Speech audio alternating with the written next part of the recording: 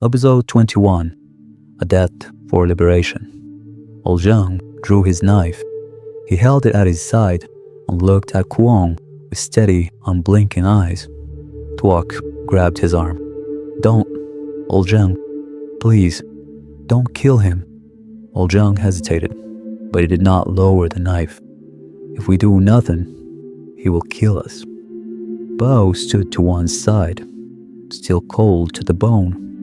Kuong hadn't moved.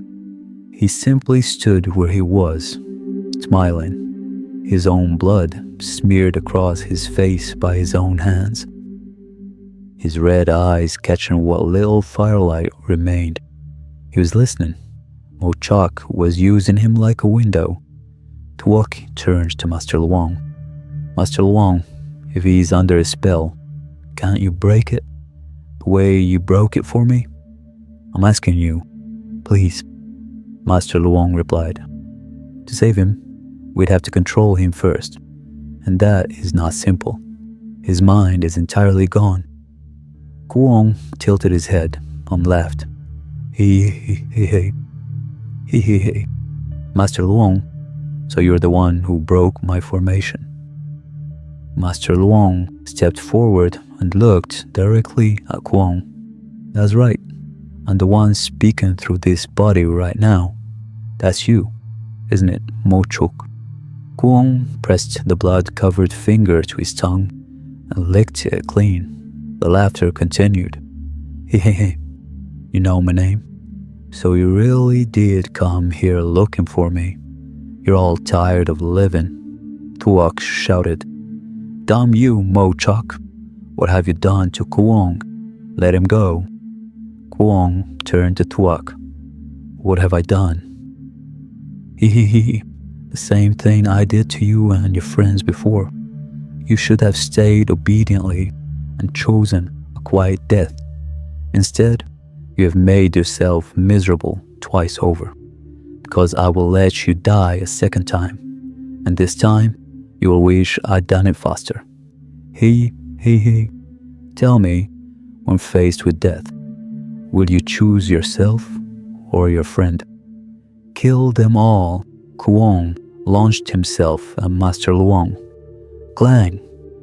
Old Zhang's blade intercepted the blow. The two knives met in a spray of sparks. Kuong bore down with both hands, grinding against Old Zhang's strength, and shoved him back a full step. Old Zhang stared. He could not believe it. Even Tuok stared. He knew Kuong had grown up with him, and he had never seen anything like this. If it had just been control, Old Zhang would have been more than enough to handle him. But this was something else entirely. Kuong had become something maddened and bloodthirsty, and he was frighteningly strong. Clang, clang, clang. Every blow went for Master Luong. Kuong knew who the real danger was, and Mo Chok knew it too. Old Zhang said loudly, Everyone stay back. You two protect Master Luong. Tuok asked breathlessly, How did he become like this? Master Luong replied, That is what enchantment does to a person. It strips them of fear, of conscience, of everything except the need for blood. In addition to the poison goo worm, it seems Mo Chok placed a separate spell on him, something to make him more completely controllable. Kuong is no longer a person. He is a piece on Mo Chok's board, and Mo Chok has factored us in. He knows that killing Kuong outright is within our power, so he made Kuong the kind of piece that trades his own life for the target. Old Zhang had already been cutting across his arm from the earlier attack, and Kuong wasn't giving him a moment. Every blow was lethal, every slash aimed to kill. Old Zhang was blocking, absorbing, giving ground, not because he couldn't overcome Kuong, but because Tuok was standing there, watching his friend with those eyes, and Old Zhang could not bring himself to end it. Not yet. not while there might still be a way to hold him long enough for Master Luong to work. Another cut scored across old Zhang's body, and another. The blood was flowing. He was being pushed back, and if he kept this up much longer, everyone's lives would be at stake. Old Jing muttered under his breath, "Sorry, Tuak, but I can't gamble everyone's lives on this." He glanced behind him. Neither Tuak nor Bao were visible anymore. Only Master Luong, searching for something in the tent. Whoosh! A noose made of rope came flying from behind Kuong and settled perfectly around his neck. Tuosh and Bao hauled back on both ends together, jerking the loop tight. Kuong's body snapped backward, his arm dropped, the knife fell.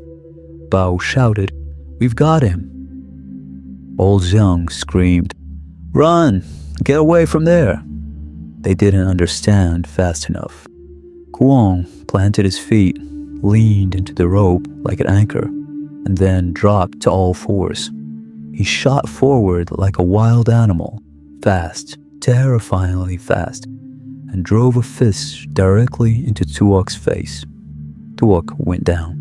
Kuong's other hand went for Bao. Slap. One hand, just one hand. Kuong closed his fingers around Bao's neck and lifted him off the ground. Ugh. Ah. Bao clawed at Kuong's grip. He could not move it. His face began to change color.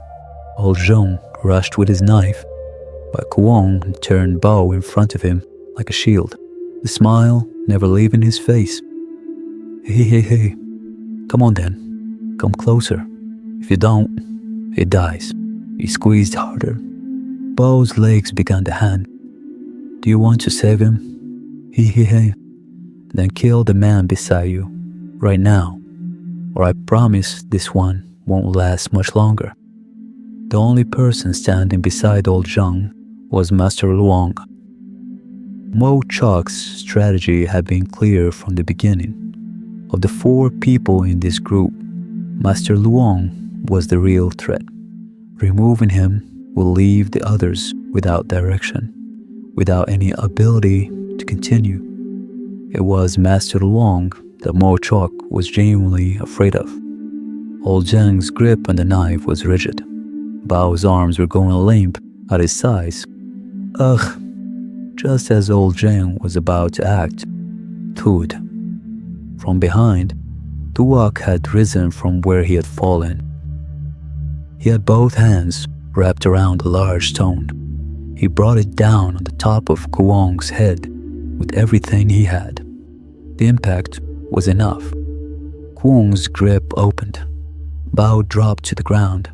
Blood ran down from Kuong's scalp, through his hair, onto his face. He turned slowly to look at Tuak. Tud. Kuong collapsed at Mo Chok's compound. Cough. Bastards. Damn them all. Mo Chok doubled over, vomiting blood. All 4 guards ran to him. Long Ta cried, "Master, what's wrong?" It took several seconds for Mo Chok to straighten. He pressed the back of his hand to his mouth. Splitting my soul to control Kuong has cost me too much. Combined with the full moon approaching, the effect is severe. But I know who they are now. All 4 are dangerous. Kuong alone cannot finish this. He steadied himself against his chair. He will hold them back. That's enough. I will go now to meet the demon soul. 1 more day. Tomorrow night, our mission will be complete. He inserted the snake headstaff into a hole behind the chair. A hidden passage opened in the floor. Mo Chuk descended into it and was gone. The 4 guards knelt in the empty wooden house and chanted, "Amana Ka! Amana Ka! Amana Ka!" At 5 in the morning, the forest was still wrapped in mist.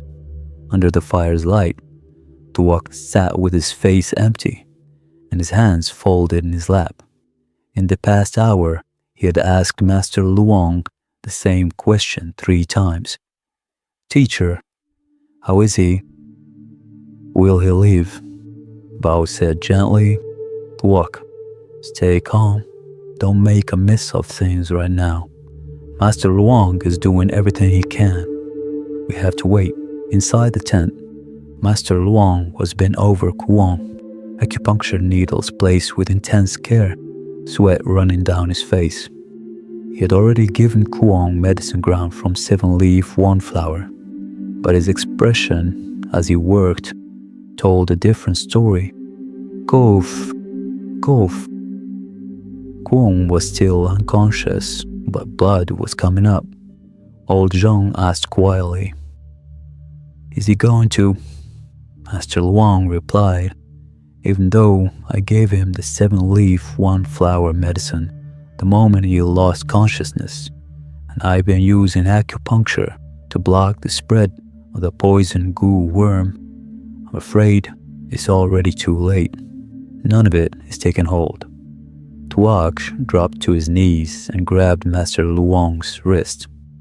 "Is there nothing else? Panin Tan.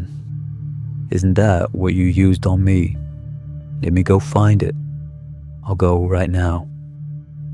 Master Luong placed his hand over Tuak's and looked at him with a sadness that was quiet and absolute. "Van Nian Tan was what I used when I treated you, but compared to 7-leaf wandflower, it is nothing. Look at Kuong's body. Do you see any worm cocoons on the surface? There are none, because the worm didn't stay near the surface. It has been nested in his heart for a long time, since the day Kuong and the others were captured and brought to the Mist Village. Your friends were not as fortunate as you were. You were protected by Swang's soul. For more than a year, her spirit prevented the worm from violating your heart. The worm still lived inside you, but it could only seal itself against your back. I told you at Mr. Mung's house, if I had waited even a little longer, the worm would have broken through its cocoon and attacked your heart, and I wouldn't have been able to save you. Kuong has been living with that pain for all this time. The worm has nested in his heart, and it has been eating him from the inside. Once he was no longer useful to Mochok. Kuong's death was simply a matter of time. The 7-leaf wandflower I gave him, at most, it extended his life a little longer. But in this case, extending life means extending torture, because the pain of a goo worm breaking through its cocoon and consuming the internal organs is more terrible than anything I know how to describe. That is what Mo Chok meant when he said, "You will wish you could die sooner." Kuong is asking for the only mercy left. Cough, cough. As Master Luong finished speaking, Kuong coughed again, worse than before, and then his eyes opened. The crazed bloodlust of before was gone. His irises had faded back to their natural color. His gaze drifted, confused, then settled. He looked at the ceiling. He looked at the faces around him. Old Zheng stood ready at the edge of the tent, watching, but Master Luong glanced at him and gave a small, quiet shake of his head. Kuong's body had reached its final limit. There was nothing left to guard against. Tuak sat close and looked at his friend. He was trembling. "Kuong, it's me. It's me right here. Do you recognize me?" Kuong's hand moved. It rose, trembling, and his lips formed the words, "Tuk, yes, that's you. You're still alive." Tuk tried to smile. He couldn't quite manage it. "I came back for you. I'm going to save you. I will." Kuong looked around at the faces above him. He remembered what he had done. The fighting, The knife, the intent to kill Master Luong. His eyes filled with something that was not quite sorrow and not quite shame, but lived somewhere between them. He couldn't find the words to apologize. He smiled instead. Then he turned back to Tuak. No, you have to leave this place. Don't come looking for that village. I was a demon. Everyone, run, cough, cough, because tomorrow, the more he spoke, the more blood came. Tuak tried to stop him. Huang shook his head. He was using whatever remained of him to make sure they heard this. I know I can't make it. I'm sorry for trying to kill everyone. In my head, the full moon night, demon soul, everyone will have to die. Run from here. Go quickly. Master Luong went still. Full moon night, demon soul. The two pieces of information landed like stones in cold water, and everything around them rippled. Tuak held Kuong's hand and could not speak. For a long moment, the only sounds were Kuong's labored breathing and the distant insects outside. Tuok said at last, I'm sorry. In the end, I couldn't save anyone. Kuong's mouth, bloody, managed a smile. You have no fault. None. The one who should be saying that sentence is me. It was me who led my friends to their deaths. I deserve to die. I only hate that I can't take revenge on anyone. I hope that down there, Luong and the others will accept my apology. Cough, cough. Bao stepped back suddenly and pointed at Kuong's chest. There, something is moving. Inside his chest, something is moving. Wong, boom, wong, boom. He was right. In the area of Kuong's left chest, something was pressing against the inside of his skin, bulging outward in small, rhythmic waves. Tuok and Master Luong both knew exactly what it was. The worm was breaking through its cocoon. Ouch, ouch. Kuong's whole body convulsed. It hurts. It hurts so much. He reached out his hand and found Tuok's. His fingers closed around it. Through grinding teeth, Kuong said, Tuok, help me with one last thing. Will you? Tuok could barely breathe. He nodded. Anything? Tell me. I'll do it. Kuong closed his eyes for a moment. When he opened them again, he was looking straight at Tuok. Kill me. Please. Free me. I'm asking you. The tent was silent. Bao and old Zheng said nothing. Master Luong bowed his head. Kuong's request was not strange. It was the only merciful answer left. The 7-leaf one flower had kept him alive, but in this case, keeping a man alive had only prolonged his suffering. The worm was eating him from the inside. Killing Kuong would end the pain that no medicine could stop. What Mo Chok had said was true. He would wish he could die faster. Kuong was asking for the solution. Tuok raised his hand toward Old Zheng. Give me the knife. Old Zheng swallowed. He had not expected this. He looked at Tuok's eyes and saw it clearly, the pain and the absolute certainty underneath it. Tuok had already fought this battle inside himself and come out the other side. He was not asking out of panic. He had made his decision. Old Zem pulled the sharp dagger from his belt and placed it in Tuok's hand. His own hand was shaking. Are you really going to do this? Everyone go outside. I want to do this alone. They left. Tuok sat alone with Kuong. He could not stop the cheers. He had come back here, hoping his friend was alive. He He had risked his life for this. He had crossed forest and mountain and deep water for this. And now, when he had finally found him, both of them were here, and there was only one path left between them. One had to release the other. Luong looked at Tuak and smiled. Tears ran from his own eyes. He could feel the worm moving through him, tearing pieces as it went. Help me. End all of this. Go. Thank you. My friend. Tuak placed the knife over the center of Luong's chest, over the place where the movement was still visible beneath the skin. He put one hand over Luong's eyes. With the other hand, he pushed the blade through. Bang! Tuak removed his hand and looked at his friend's face one last time. Luong was dead. His mouth still held the edge of a smile.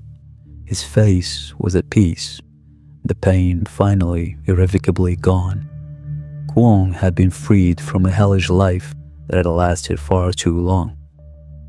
But the person who had freed him remained. Tuak put his head down beside Luong's body and wept. Mo Chok, I will kill you. That day, Tuak was wearing the exact clothes that Mr. Muong had bought for him before he and Master Luong had left the restaurant. Those same clothes. The same clothes that old Jean had seen in his chaotic dream. The clothes of a man who had killed someone. Everything that had happened almost exactly matched what old Jean had seen in that vision. The only difference was the identity of the person Tuak had killed. Not an enemy, not a stranger, the very friend Tuak had risked his life to find. A death for liberation. Morning. They built a makeshift grave beneath a small grove of trees still glistening with morning dew, their white flowers trembling in the faint, early air. Tuak stopped crying. After burying Luong, he seemed to become a different person.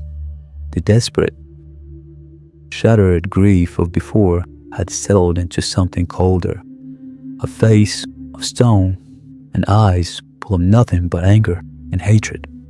Bao came to stand beside him. Don't blame yourself. Looking at Luong's face at that moment, he seemed happy, peaceful. If I had been in your place, I would have done the same. While the grave was being filled, everyone watched as Master Luong walked the perimeter and buried 4 small objects, one at each corner. Then he circled the grave 3 times, reciting mantras in a low, steady voice. When he finished, he said to Tuak, I have set a small formation around this grave. It will protect the site from wild animals. The trees here are green. The flowers still bloom. The soil is good. At the very least, a soul can find some peace in a place like this. He paused, then addressed all 3 of them. The dead are gone. This pain must be carried, but it cannot stop us. We all heard what Luong said before he died. Down the full moon night, many more people will die. Each of us came here with a personal purpose, but I think now we carry something larger as well, the lives of everyone in the Mist Village. If Mo Chok is not stopped tonight, every person in that valley will meet the same end Luong met.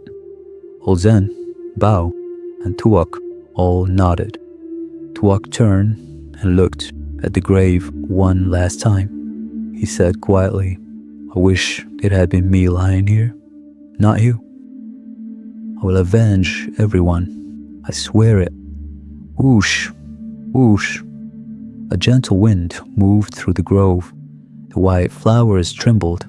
Drops of dew fell from the leaves onto the fresh earth of the grave. Then Tuak felt it, a familiar, gentle pressure on his shoulder. He turned. No one was there. but the touch had been real. He knew that pressure. That was how they had always encouraged each other. A white flower fell and landed on the grave. Tuak bent down and picked it up. He held it and closed his eyes. When he opened them, he was smiling. "Is that you, Kuong?" Pop. Someone had patted his shoulder again. This time it was old Jing's solid hand. "He's gone. We have to go too," Tuak said. "Yes, let's go." They continued toward Mount Ubo. In a short span of time, too many things had happened, and some people had been lost. But Master Luong's four were still intact, still moving, still together. The mist village seemed to be drawing closer. The fog thickened as they climbed. The terrain grew wilder and more ancient, and old Zhen's experience alongside Bao's geological knowledge kept them on the right path. Even though their legs were numb and their feet ached, no one said a word about stopping, until gradually Master Luong began to fall behind. Compared to the three younger men, his body had its limits. At a certain point, no matter how much will a person has, strength simply runs out. Old Zheng saw it, stopped, and signaled the others. They helped Master Luong sit down. He said, "I'm sorry. It's true that I'm old." Poof. Pant. Bo said, "You cannot say that. It is a miracle that you have walked this far without stopping. Even young men like us have been exhausted for hours. As for old Zhen, no one should compare themselves to old Zhen. He is not ordinary." "Hey," old Zhen replied, "don't push too hard. We're going faster than expected. We're not far from Mount Yubo. Rest now, and then we go." Bao agreed, and the geology confirmed it. The vegetation, the rock structure, the layering of the strata, everything was consistent. And most noticeably, the fog. The closer they came to Mount Ubo, the denser it became. That was the most unmistakable sign. Taking advantage of the rest, Tuak asked, "Before Kuong died, he mentioned the demon soul and told us to run, because after the full moon night, everyone would die. What does that mean? What is it?" Master Luong drank a little water and replied, "I've been waiting for the right moment to explain this. Kuong was sent by Mo Chok to kill us, and he failed. But in failing, he gave us something extremely important. The information he shared before he died may be the most valuable thing we have.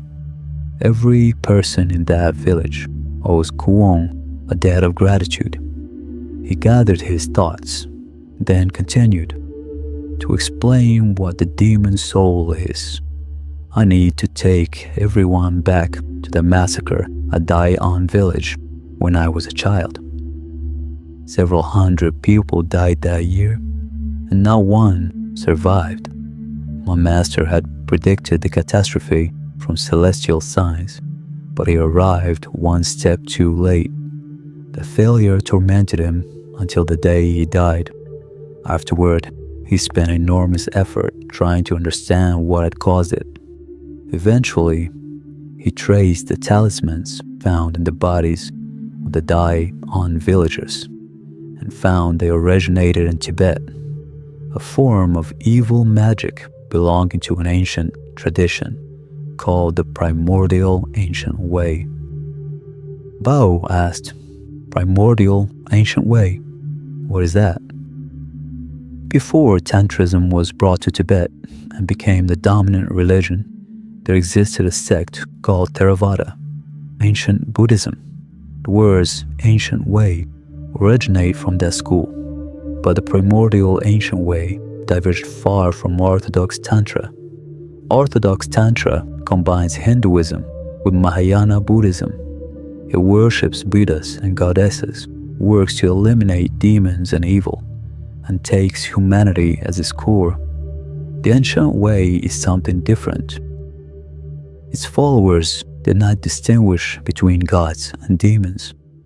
Ancient Tibetan followers of this path believed that demons were the creators of heaven and earth, the original makers of all things. They worshipped demons and evil spirits. Over hundreds of years, some even thousands, that belief was not simply absorbed into the subconscious. It persisted in some people as genuine religious conviction until esoteric Buddhism was transmitted to Tibet and the ancient way gradually disappeared.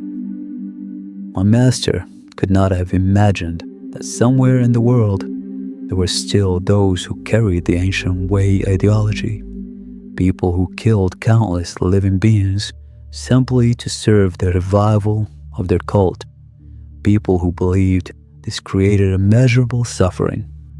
Everyone was still. Not one of them spoke.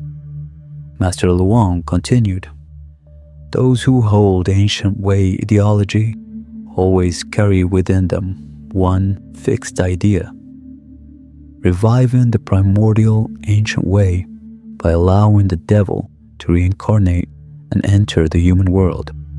They believe that if the demon is reborn in human form, the order of the three realms will overturn, and the rulers of heaven will no longer be gods or Buddhas, but evil spirits and demons.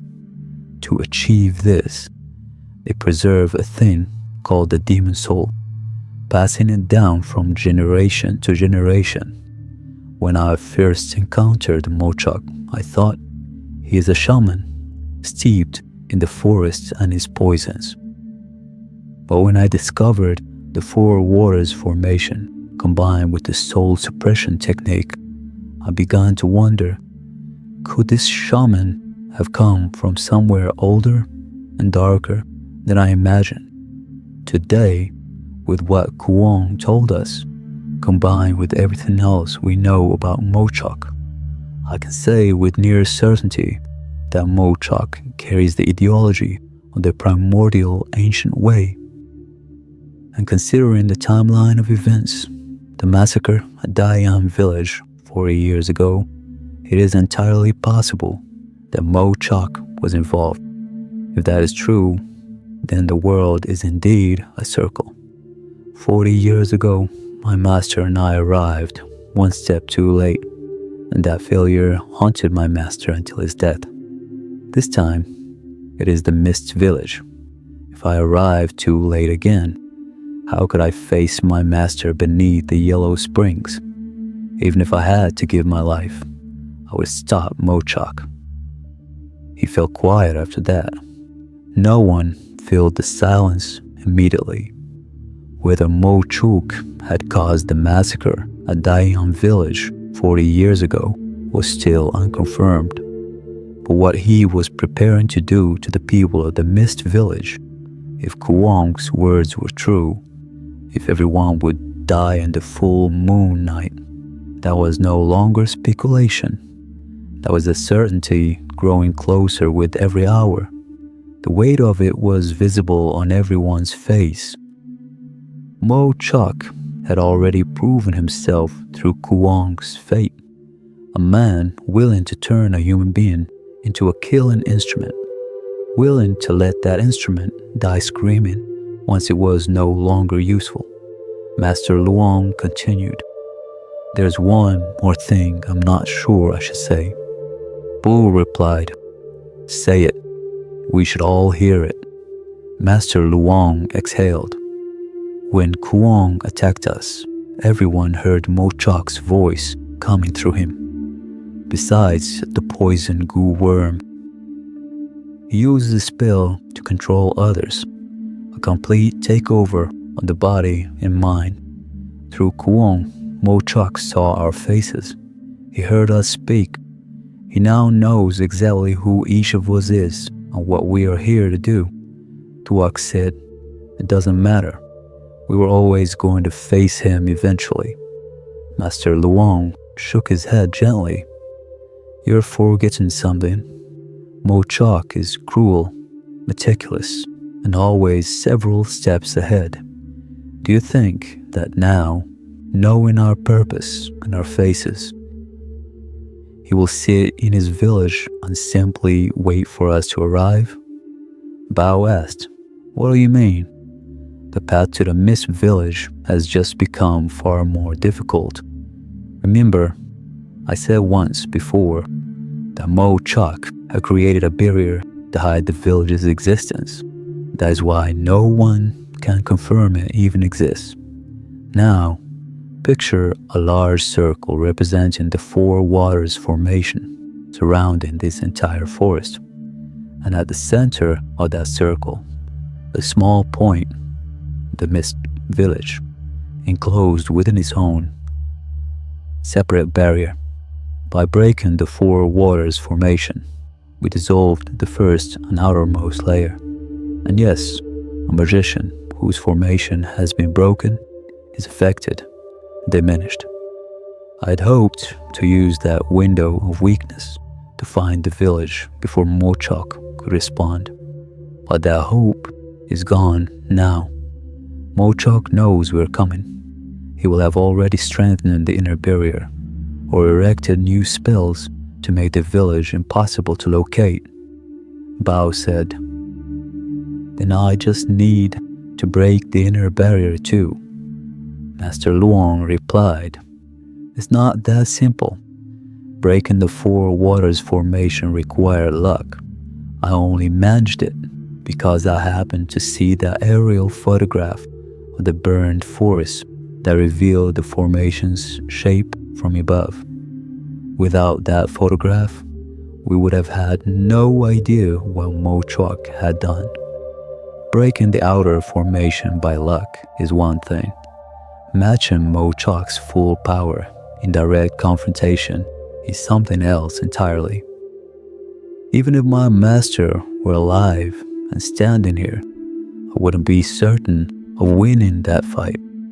And there is still the matter of time. According to Kuong, after the full moon night, everyone will die. The full moon night is almost certainly connected to the demon soul and to the people of the Mist Village. I believe it is a demon sacrifice ritual. If that ceremony takes place, the Mist Village will become the second Daian village. Tuak asked, The full moon night, what day is it? Master Luong's expression did not change. His voice was quiet and flat. Tonight, Bao and Tuak both went cold. Bao stammered, So what?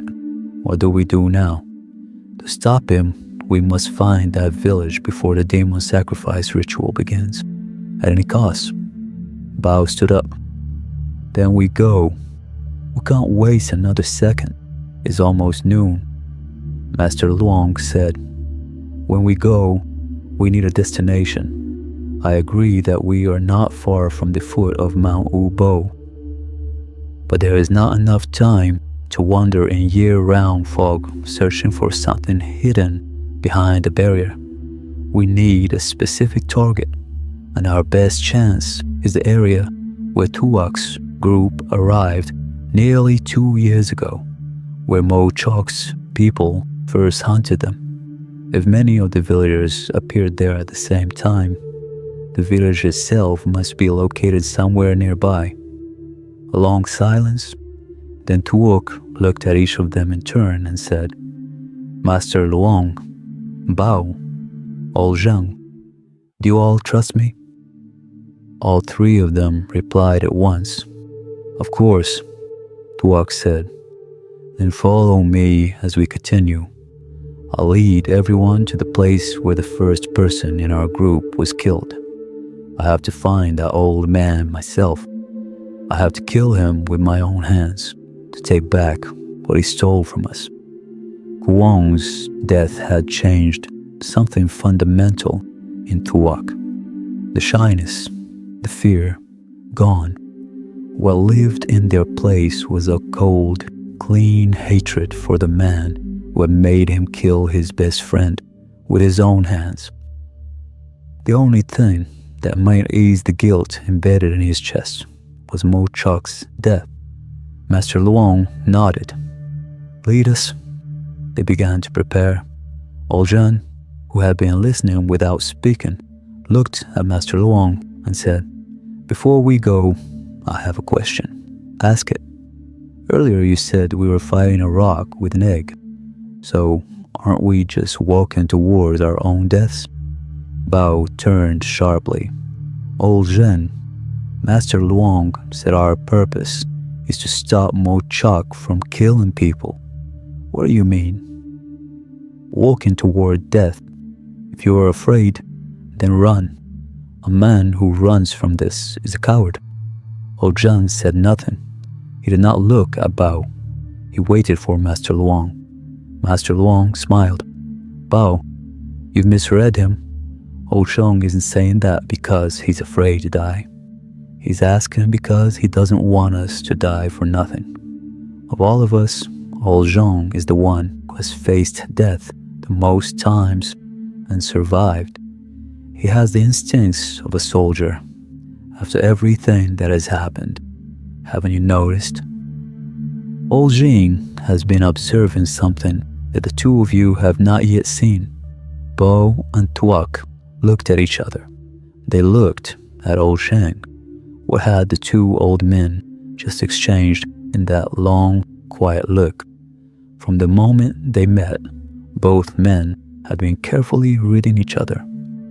Old Zhong had tried to hide Bao's presence in his house, and Master Luong had seen through it immediately.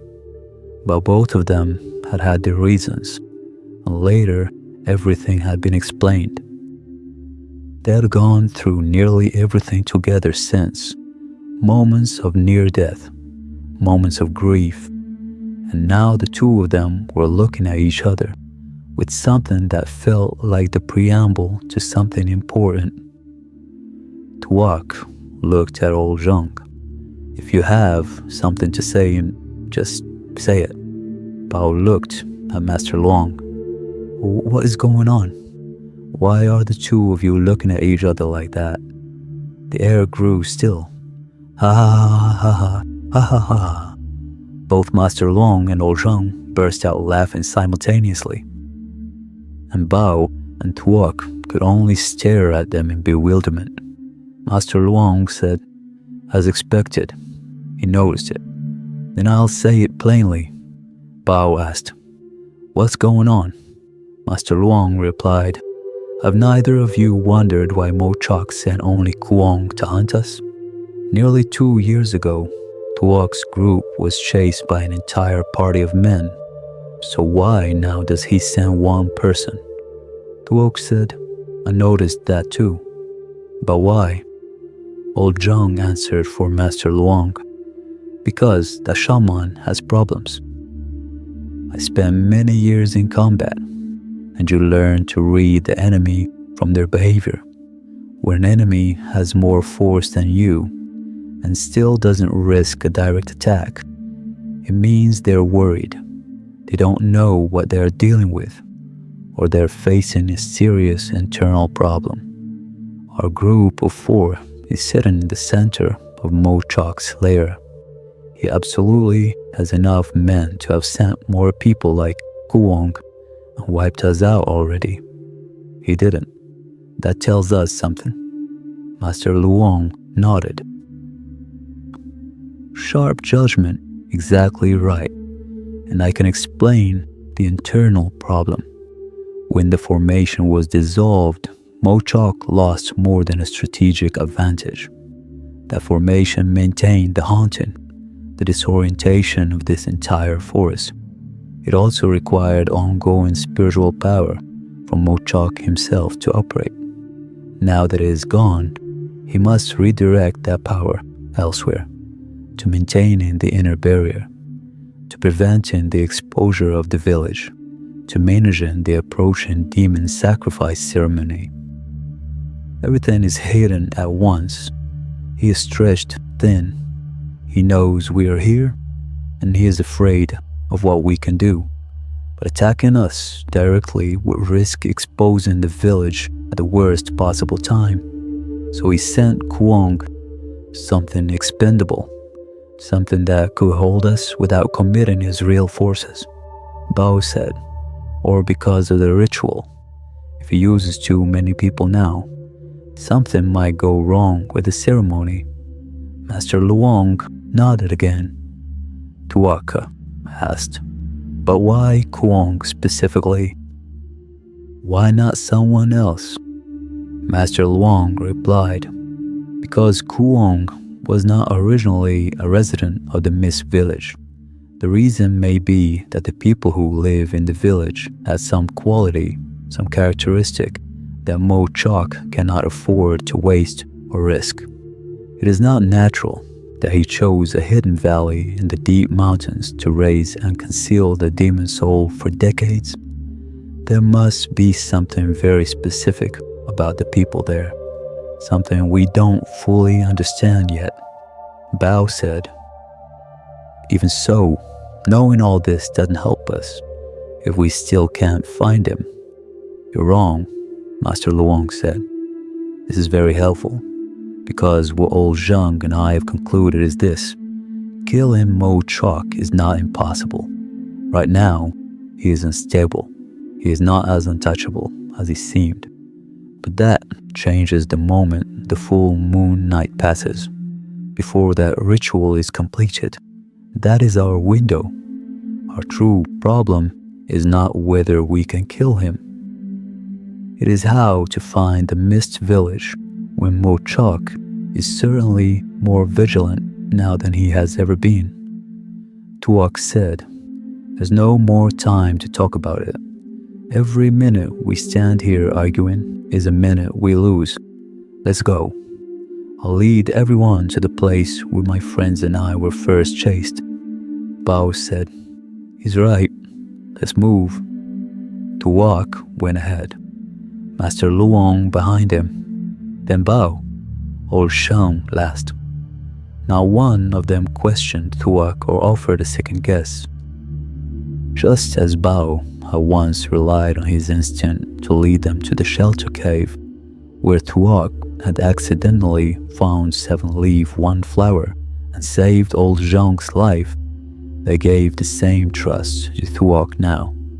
He had the same destiny threaded through him, the same Quan Am Tien Tu that bound all their fates together. Tuak did not disappoint them.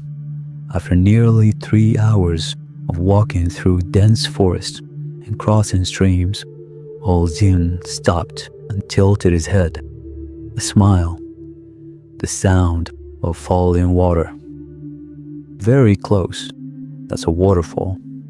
Tuak wiped his face with the back of his hand. We're here, thank you. He said it to no one visible beside him. Pointing ahead, he continued, go straight through there. That's where we set up our tent nearly 2 years ago. The waterfall old Zhang heard is just behind. There is also a lake, very beautiful. The scenery surprised me when I first came here, but this is also where it all started. They emerged from the trees and the full scene opened before them. The lake, glittering in the afternoon light, the waterfall descending in a white column from the rocks above, the ancient forests rising on every side. Those coming here for the first time, Master Luong, Old Shen, and Bao, could not help but stop for a moment, taken by it. The place was truly untouched, truly wild. Tuak walked quietly to a specific tree not far away. He looked up at one of the branches. A wild rope that had once hung Wong's body was still there, after nearly 2 years. A faded, fraying length of forest vine still tied to the branch. A silent testimony. Bao came and put his hand on Tuak's shoulder. Having to come back here and face it again, that's not easy. Try your best. Tuak's hand tightened around the trunk. I will make Mo Chok pay Not just for me, for all of them. Master Luong had already set to work. He arranged a circular porcelain plate painted with Bagua diagrams and palace formations on the ground, then placed silver cups, red thread, and small silver bells of 4 tree stumps representing the cardinal directions. Old Zhong watched and asked, "What are you doing?" "Looking for a trace of the barrier that hides the village." Master Luong replied, "If I can detect even a faint trace of unusual spiritual power in this area, it will likely point toward where the village is located." Bao, Tuok, and old Jing waited in silence. Master Luong sat cross-legged at the center of the circle formed by the red thread. One hand held a talisman. The other was clasped upward beneath his forearm. His lips moved without sound. Then the talisman in his hand caught fire. He let it go. The burning paper floated in the wind, turning to ash as it drifted. He opened his eyes. Nothing. The red thread did not stir. The silver bells did not ring. No trace of anything unusual at all. Master Luong frowned and stood. Tuok came quickly. "Did you find anything?" Master Luong shook his head slowly. His disappointment was clear. "Nothing. It seems my abilities are not sufficient to detect even a trace of the spiritual power maintaining that old shaman's barrier. The silver bells are silent. It is as though this place contains no magic at all, as though no village even exists."